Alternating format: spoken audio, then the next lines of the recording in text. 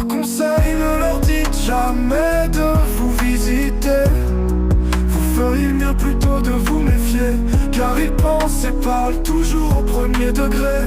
Vous risquez bien à tout jamais de le regretter. En plus, et ne leur dites jamais de vous visiter. Vous feriez mieux plutôt de vous méfier, car ils pensent et parlent toujours au premier degré. Vous risquez bien à tout jamais de le regretter. En plus, Tintin est un être psychorigide. Il va vous expliquer pendant des heures comment il a rendu sa mère frigide, comment depuis la mort de papa il s'est spécialisé dans l'extrait d'huile de rachid, et qu'il valait mieux déménager avant que Tintin ne soit accusé de parricide. Chez eux vaut mieux mettre des gants, partout c'est dégoûtant, et en prime ça sent le nid de serpent. Faut surtout ne rien avaler, même si c'est proposé gentiment.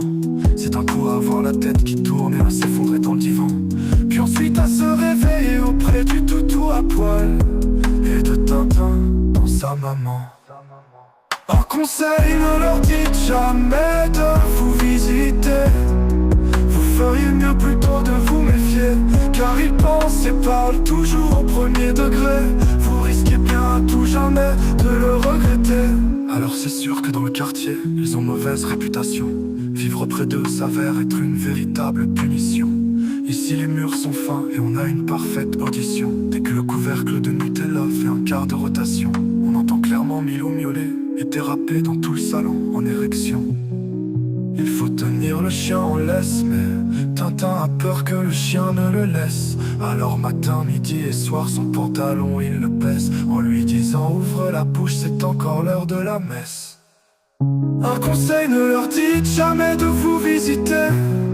Vous feriez mieux plutôt de vous méfier, car ils pensent et parlent toujours au premier degré. Vous risquez bien à tout jamais de le regretter.